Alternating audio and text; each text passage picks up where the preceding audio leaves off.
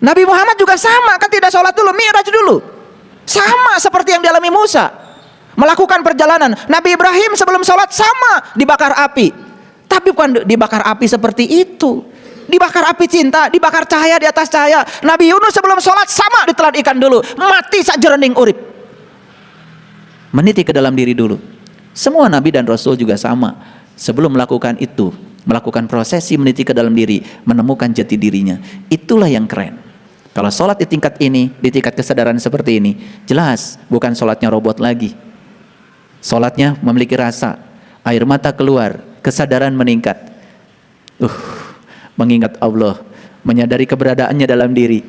Allah bersamaku, tetapi selama ini aku tidak merasakan kehadirannya. Sepanjang sholat tidak pernah lepas dari Allah. Menangis air mata mengucur karena apa? Merasakan penyatuan dengan Allah, merasakan kehadiran Allah dalam dirinya, merasakan dia memenuhi seluruh ruang kosong dalam dirinya.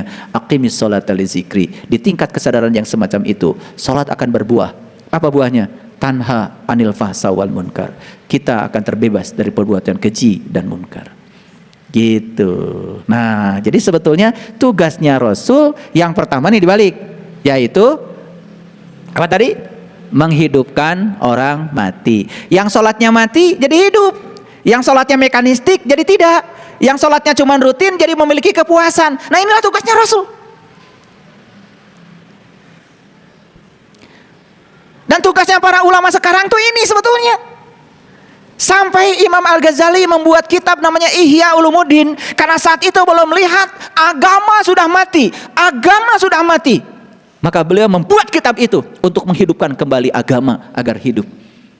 Makanya beliau disebut seorang mujadid, seorang pembaharu. Beliau tidak mengajarkan rutinitas, beliau mengajarkan pola pikir yang cerdas. Ayo, ini loh esensinya sholat. Saya tanya tadi, apakah robot nikah? Nikah. Apa yang dilakukan oleh robot ini setelah nikah? Tadi jadwalnya udah tahu kan? Makan, kerja, pulang ke rumah, marah-marah, kawin, tidur, marah-marah lagi, makan lagi, kerja lagi, pulang ke rumah, marah-marah lagi. Rutin. Robot ini kalau marah rutin, ada jadwalnya. Iya, coba bikin robot yang marah. Marah itu jamnya udah jelas. Gitu. Dan seterusnya begitu. Tapi ketika ditanya, apa sih tujuan pernikahan? Nggak sadar. Tidak sadar kalau pasangan kita berbeda, robot tuh. Tidak sadar kalau cara berpikir pasangan kita berbeda, robot tuh. Kalau yang sadar, dia tahu. Ya Allah, kenapa saya dipasangkan dengan si A, bukan dengan si B? Ada pertanyaan kalau yang bukan robot nih. Saya pasti dipasangkan dengan si A, ada tujuanmu ya Allah.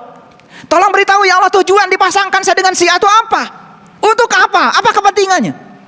Datanglah jawaban dari Allah. Aku pasangkan kamu dengan dia, supaya kamu saling melengkapi, supaya kamu belajar menerima dan menghargai perbedaan. Maka aku tidak pernah memasangkan kamu dengan yang sama. Aku pasangkan kamu dengan yang berbeda segalanya. Berbeda hobinya, berbeda cara berpikirnya, berbeda adat istiadatnya, dibesarkan di lingkungan keluarga yang berbeda, dari tempat yang berbeda. Sampai John Gray menulis, men are from Mars, women are from Venus. Laki-laki dan perempuan itu kalau dipelajari lebih dalam memiliki sifat yang timbal balik.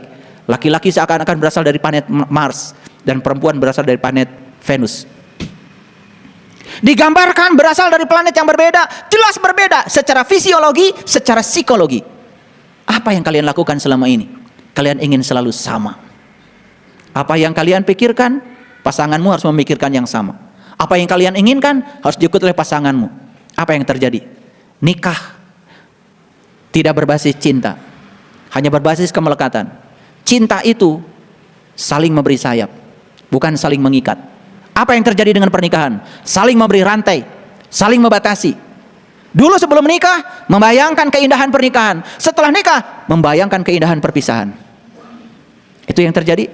Itulah yang terjadi pada robot. Selamat ya robot. Ini robot berani nikah. Sekarang mohon maaf, kita bikin riset. Kumpulkan semua orang yang sudah menikah dan bikin kuesioner. Apa tujuan pernikahan? Paling jawabannya sakinah, mawadah, warohmah. Begitu ditanya apa sakinah, nggak ngerti. Apa mawadah, nggak ngerti. Apalagi warohmah, nggak ngerti. Kenapa? Karena pada saat nikah dia dengar ada orang yang bilang semoga, bukan semoga lagi, mudah-mudahan. Mudah-mudahan pernikahannya sakinah, mawaddah. Itu aja yang terucap. Bahkan kalian ketik berulang-ulang di WA. Dasar robot, ngetik aja berulang-ulang. Robot itu ya, kalau dengar ada orang meninggal, langsung otomatis innalillahi wa inna ilaihi rajiun. Robot. Gak ada yang baru. Gak ada yang baru. Langsung berikutnya turut berduka cita. Robot. Karena orang lain pun nulis gitu, ngetik yang sama. Dikiranya innalillahi wa inna ilaihi rajiun buat orang mati. Dasar robot. Innalillahi wa inna ilaihi rajiun bukan orang yang mati. Innalillahi wa inna ilaihi rajiun itu adalah peringatan dari Allah buat kalian yang hidup supaya bisa mati, bukan buat orang mati. Makanya tolong ya, perhatikan saya. Kalau saya mendapatkan berita duka dari kalian, apa keluarga kalian meninggal, saya nggak pernah nulis innalillahi. Dan mungkin kalian menganggap saya beda. Iya, karena saya bukan robot. Saya beda dong, ya. Kalau kalian kan biasa ngetik atau copas dari tetangga sebelah. Iya. Coba perhatikan ya, kalau robot itu tiap lebaran mengucapkan lebaran, tahun kemarin dan sekarang sama. Jangan dikira loh saya punya data tentang kalian. Nih kalian yang suka ngucapin lebaran ke saya tuh, selamat Idul Fitri, saya baca yang tahun kemarin dengan yang tahun ini sama. Jadi nggak ada yang baru dari kalian. Dasarnya robot, lebaran aja gitu-gitu aja. Ini apa maksudnya? Saya sedang berbicara tentang kematian yang dianggap kehidupan. Makanya Rasulullah mengatakan, ya Rasulullah, apakah manusia di semesta ini pada hidup? Rasul mengatakan, kebanyakan mereka itu adalah mati, tetapi mereka tidak sadar dengan kematian. Makanya saya buka sedikit-sedikit supaya ngerti. Betul nggak? Iya. Nanti ada topik-topik khusus tentang pernikahan. Saya tidak bicara itu. Ini cuma cerita robot nikah, bukan cerita pernikahan. Apakah robot hamil? Hamil. Robot itu bisa hamil. Coba tanya robot, kenapa kamu hamil? Saya diundang syukuran hamil. Ini ulah murid-murid saya. Saya tanya, kenapa kamu hamil? Oh, karena Allah sudah percaya kalau saya sudah dewasa. Cek saha. Kayaklah. Ira Allah ngomong gitu ke mana? Bohong cacing kacida teuing. Allah cenah percaya sama saya karena saya sudah dewasa. Iraha Allah ngomong gitu ke mana? Betul nggak? Iya. Kan kamu hamil gara-gara kamu tidur. Paham? Iya. Makanya ngomong itu harus jelas. Manusia boleh berencana, tetapi titik-titik yang menentukan. Isi coba titik-titiknya apa? Allah, dasar robot. Saldo. Iya, kalian nggak sadar-sadar aja, betul nggak? Iya. Ayah guru, saya mau ikut umroh. Begitu saldonya nggak ada, jadi nggak umroh? Nggak ada. Makanya kalau ngomong jangan sembarangan. Manusia boleh berencana, Allah yang menentukan. Salah itu. Manusia boleh berencana, saldo yang menentukan. Paham maksud saya? Allah tuh cuma jadi kambing hitam aja dari semua omonganmu tuh yang nggak jelas. Makanya ngomong tuh yang jelas. Ya. Minta mobil sama Allah. Mobil itu adanya di Toyota, di Honda, Nissan. Kata Allah, ya Allah, saya pengen mobil. Wih, matenyeun mobil, Allah. Mobil tuh di dealer. Sok kumaha carana maneh bisa minahkeun mobil tadi dealer ka imah maneh. Kitu wungkul Allah mah. Ya Allah, kieu-kieu teuing atuh. Artos teu gaduh. Ya. Paparin artos tuh Allah. Kalau teh salah alamat maneh teh. Minta duit ke kami. Duit mah buatan peruri, urang teu yang duit cek Allah. Saya sudah menitipkan aset terbesar pada kamu, dirimu. Saya sudah memberikan sumber daya terbesar padamu, akalmu, otakmu, penglihatanmu, pendengaranmu, dan waktu yang sama buat semua orang. Itu sumber daya yang luar biasa. Kalau kamu tidak punya duit, bukan takdir. Itu salah belajar agama. Tos ditulis di Lauh Mahfud. Cek saha. Mau punya Allah gitu. Si A rezekinya 1 miliar, si B 2 miliar. Saya mah dari kecil juga embung punya Allah gitu. Saya pengen punya Allah yang sama dan adil. Memberikan kesempatan yang sama buat semua orang, sama bahagianya, sama rezekinya. Gitu. Dan Allah sudah membuka ruang yang sama buat kita. Hati-hati tuh. Kalian bilang, "Kunaon maneh teh boga duit?" Takdir. Terus diserat di Lauh Mahfuz sendab di bagian terbuka duit. Hanya Allah gitu.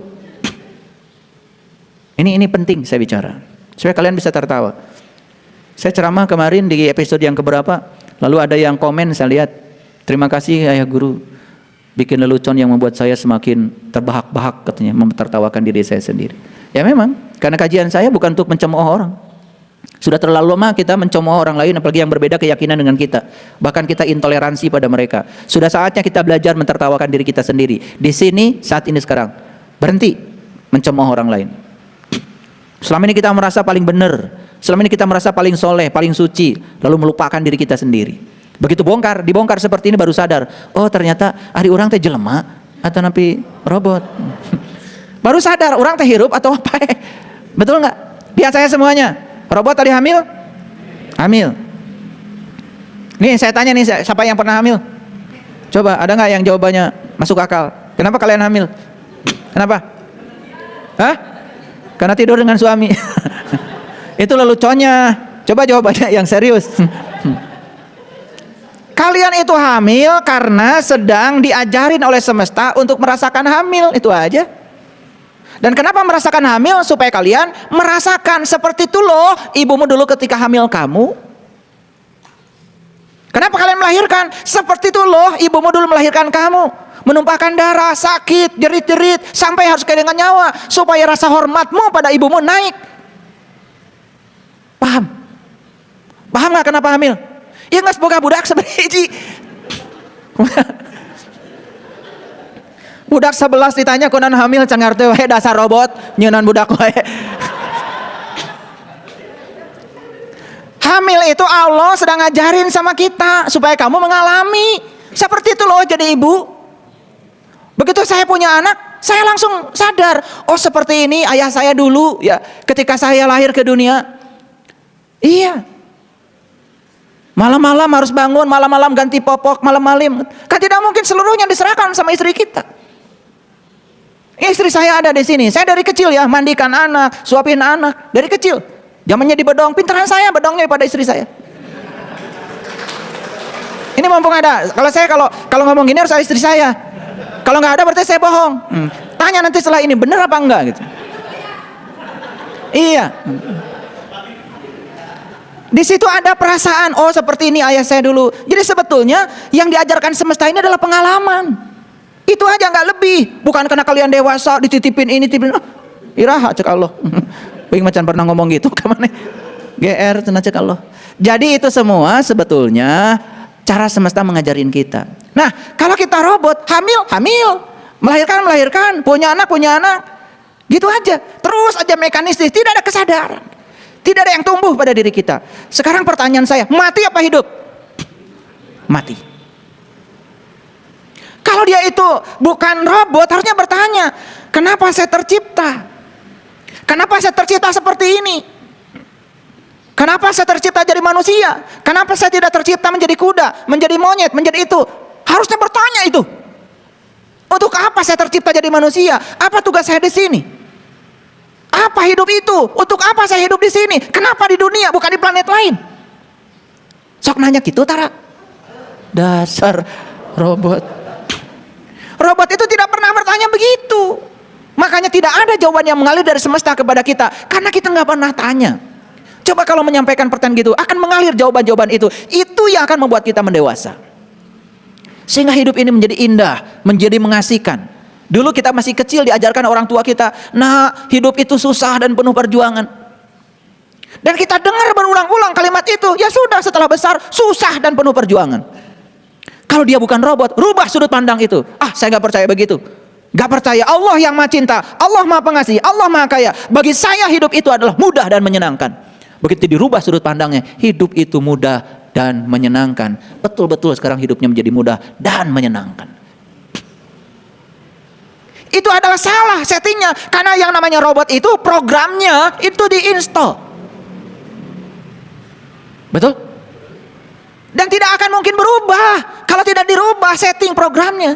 Jangan-jangan kita itu sudah setting program pada diri kita yang salah. Kalau kita mengatakan hidup itu susah dan penuh perjuangan, ya sudah hidup kita susah dan penuh perjuangan. Saya rubah dari dulu hidup saya. Hidup itu mudah dan menyenangkan. Ternyata mudah dan menyenangkan. Bahkan pada titik tertentu, uang kita pun mungkin bukan lagi orientasi. Karena apa? Karena ternyata tidak usah selalu memiliki uang. Kalau kita silaturahimnya bagus, makan gratis bisa didapatkan di mana-mana. Bahkan rokok gratis pun begitu kan? Asal mau salaman aja sama yang suka ngerokok, dapat. Atau basa-basi sedikit, dapat. Makanya jangan jauh-jauh dari ayah Dios. Pasti dapat deh. Nggak mungkin beliau itu ngerokok sendiri. Karena ngerokok sendiri itu sepi. Betul nggak? Ada peribahasa bagus. Ya. Peribahasa ini bagus sekali. Ya. Jadi makan seadanya. Kalau bersama-sama makannya, kan tetap seadanya. Betul nggak? Betul apa tidak? Itu peribahasa itu bagus. Iya, makan seadanya, asal bersama-sama, tetap aja seadanya. Nah, tapi ada peribahasa yang bagus lagi.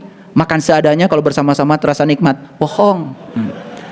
Itu orang malas. Makanya sikap realistik itu dekat dengan pesimistik.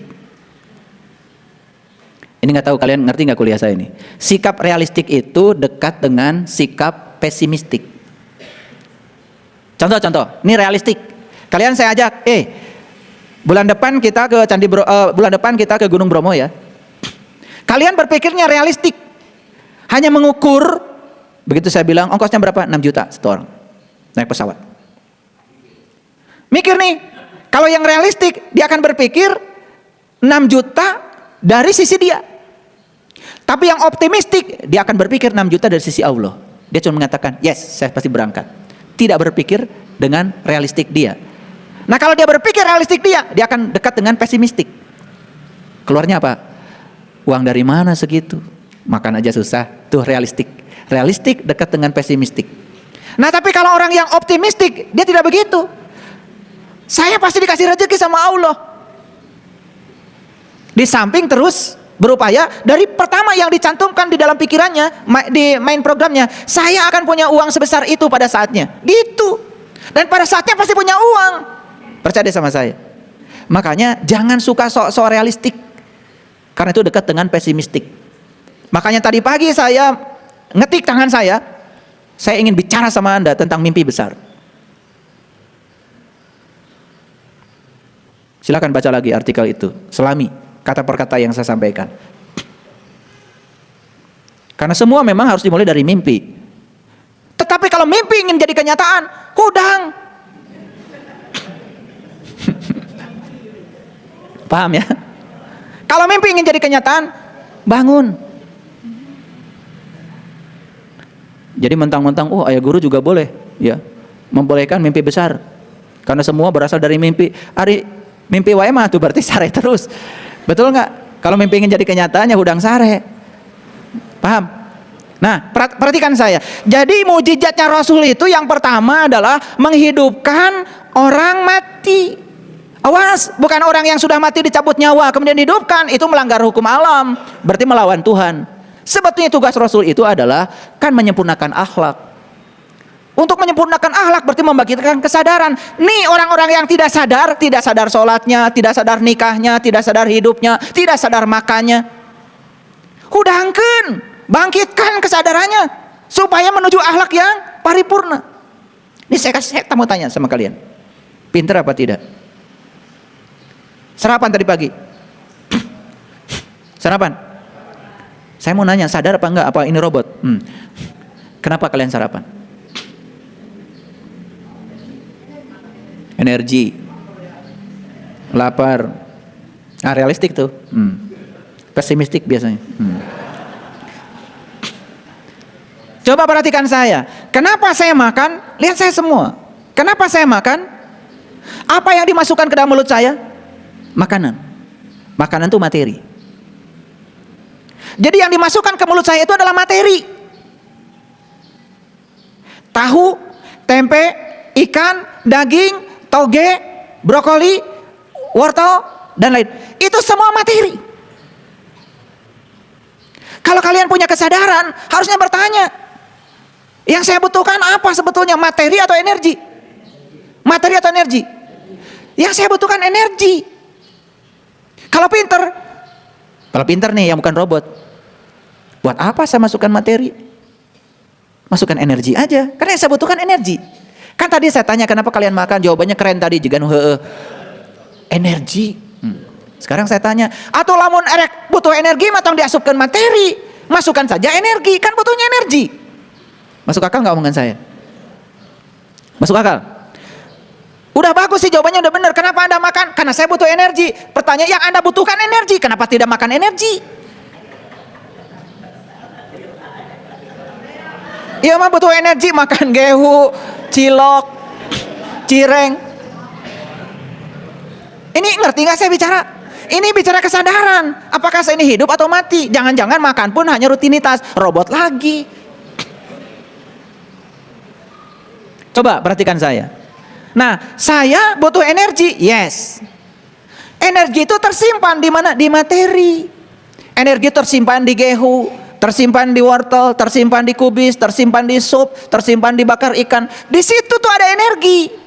Yang kita butuhkan, yes, energi. Tetapi energi itu tersimpan di materi. Jadi sebetulnya tetap saja yang harus dimasukkan ke tubuh saya adalah materi. Kata Einstein, E sama dengan mc kuadrat. E itu energi, M itu adalah massa, materi.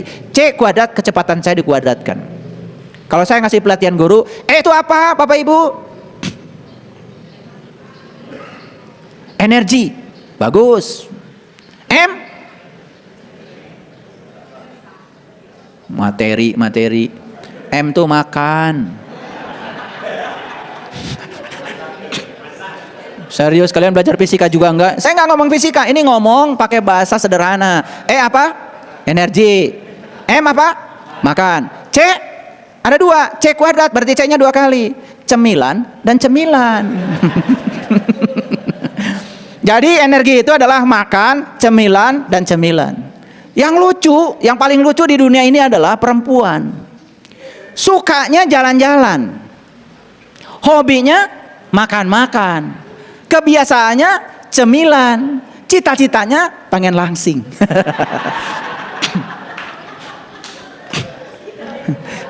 Lucu apa tidak? Lucu. Baik, kita teruskan lagi. Nah, sampai sini ngerti ya? Jadi sekarang kita bisa ngukur nggak? Saya ini hidup apa mati? Hidup apa mati? Oh, ternyata banyak matinya. Berarti tugasnya Rasul menghidupkan kita pas nggak? Pas. Nah, kebanyakan yang lucu itu adalah banyak sekali orang-orang yang mengaku dirinya pewaris ilmunya Rasul, bukan membangkitkan orang mati, nambah mati orang yang sudah mati. Betul nggak? Coba, mohon maaf ya, baca ya sekian kali. Baca ia sekian kali, baca ia itu bukan pelajaran kesadaran. Itu mematikan kita yang sudah mati. Dagang tah ka manehna. Pak, abdi teh sesah, naon? Dagang bangkrut.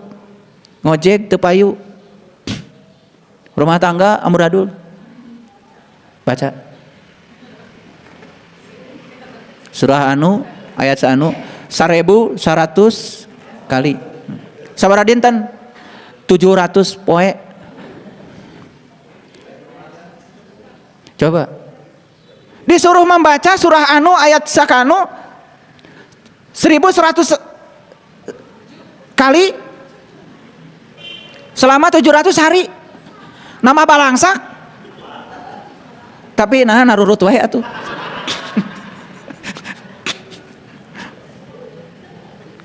Dasar robot dititah maca gitu gede kowe. Oke. Nah, pertanyaannya, kenapa hari ini kita masih mati? Ada tugas kedua. Tugas keduanya apa? Menyembuhkan penyakit kulit. Karena hari ini kita masih menderita penyakit kulit, penyakit luar. Ngerti kehidupan? Tidak. Ngerti kenapa hamil? Tidak. Ngerti kenapa nikah? Tidak. Kenapa diciptakan jadi manusia? Gak ngerti. Kenapa diutus ke dunia? Gak ngerti. Kenapa sholat? Gak ngerti. Kenapa baca Quran? Gak ngerti. Semua yang dilakukan gak ngerti.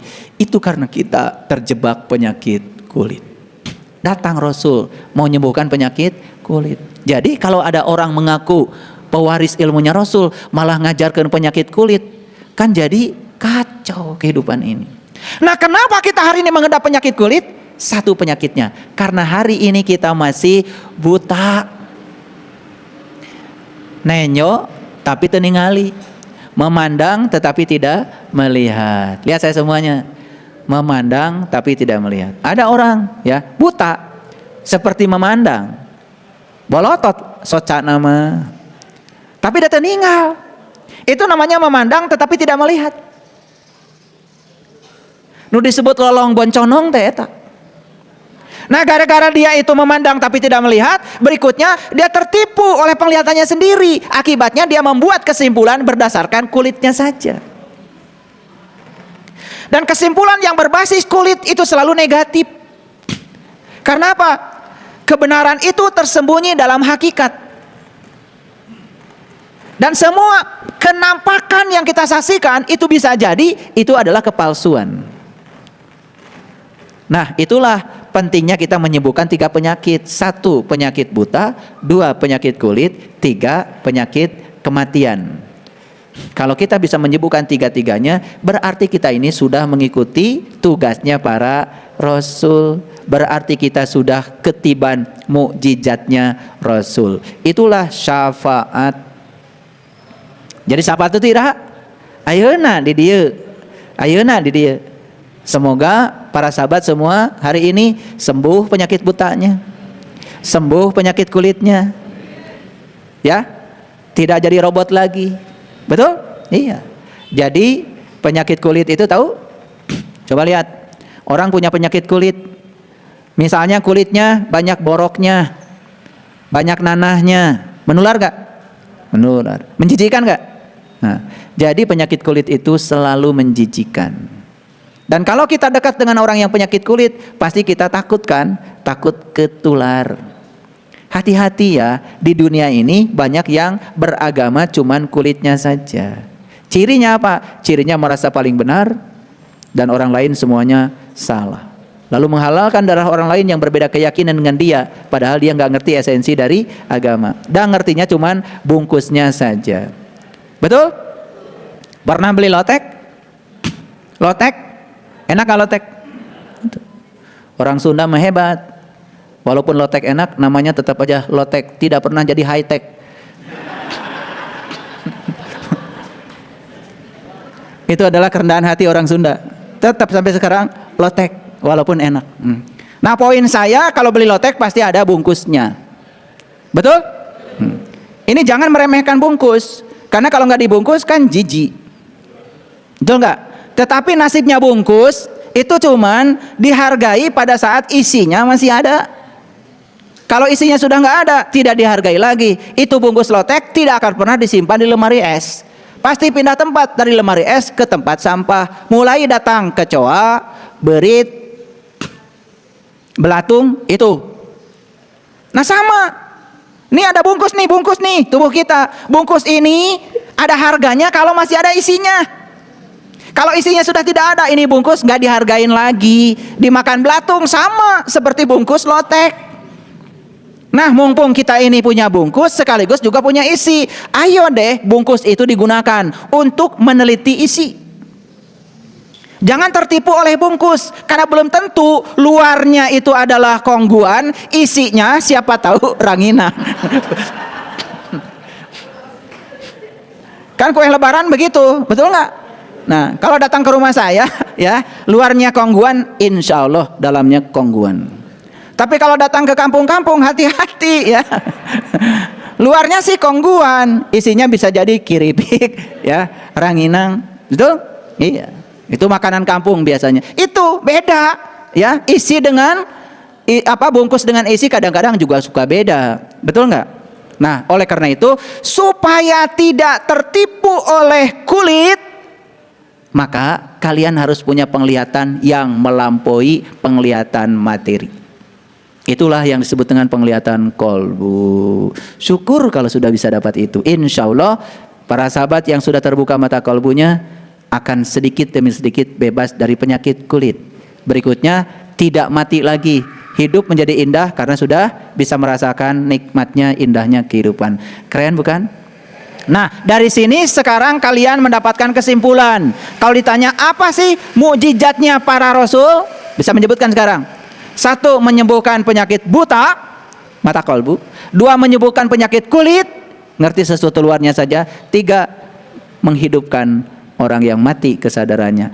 Nah, kalau mau bikin pondok pesantren, mau bikin lembaga agama, jangan keluar dari tugas Rasul. Kalau Anda ini ngaku sebagai pewaris ilmunya Rasul. Jadi jangan keluar dari Quran. Karena di Quran sudah jelas patronnya begitu. Kenapa saya bahas? Supaya tidak ngawur. Gitu. Ini bikin lembaga agama, bikin pondok pesantren, yang diajarkan malah yang lain-lain. Yang pokoknya malah tidak diajarkan. Apa yang terjadi? Yang terjadi hanya melahirkan produk manusia-manusia yang kayak robot. Ngerti maksud saya? Pidato pun kayak robot. Coba rekamlah pidato, suruh dipidatokan robot, nggak akan rubah. Sampai hari ini saya lihat pidato di mana-mana selalu sama.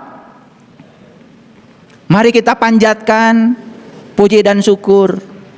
Itu. Kenapa puji dan syukur harus dipanjatkan? Karena puji dan syukur tidak bisa memanjat. Padahal di Quran nggak ada. Mari kita panjatkan pujian, nggak ada di Quran. Di Quran yang ada segala puji hanya milik Allah, sang kehadiran, sang keberadaan dari semesta raya. Alhamdulillahi Rabbil Alamin. Kenapa sih nggak ngikutin yang itu aja? Jarang saya mendengar pidato yang pembukanya segala puji milik Allah, sang kehadiran, sang keberadaan yang senantiasa hadir mengurus dan mengatur semesta raya. Alhamdulillahi Rabbil Alamin. Coba kalau dikembalikan ke situ, kan pidatonya jadi bermutu. Paham ya? Jadi Lebaran tahun depan saya ingin melihat apakah kalian sudah hidup atau masih jadi robot. Ya, jadi dilihat dari cara menyampaikan ucapan Lebaran. Dilihat dari cara menyampaikan ucapan ulang tahun. Dilihat dari cara menyampaikan ucapan saat sahabat kita yang meninggal. Betul? Kitu we tiba heula teh, ya. Terobah-robah. Nah, kalau kita merasa diri kita adalah manusia yang berkesadaran, bukan robot, ciri manusia itu berarti tidak kaku, fleksibel, selalu dinamis. Itu yang disebut dengan istiqomah. Kalau robot itu namanya konsisten. Konsisten titik mati, konsisten no istiqomah. Istiqomah adalah dinamika. Istiqomah adalah selalu hari ini lebih baik dari hari kemarin. Istiqomah tidak membandingkan diri kita dengan orang lain, tapi istiqomah kita lebih baik dari diri kita yang kemarin dengan hari ini. Itu keren. Itu namanya istiqomah. Tidak usah berjuang untuk menjadi yang terbaik.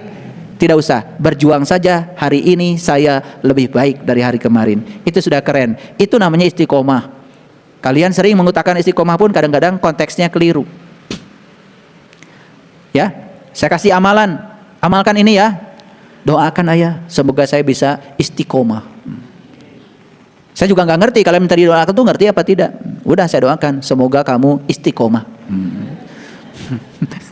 Dikira istiqomah itu terus saja melakukan itu terus menerus tanpa kesadaran. Itu namanya konsistensi. Konsisten bukan sifatnya makhluk hidup. Konsisten adalah sifatnya robot. Konsisten adalah sifatnya benda mati. Ya? Gitu. Nah, itu saja yang bisa saya sampaikan hari ini.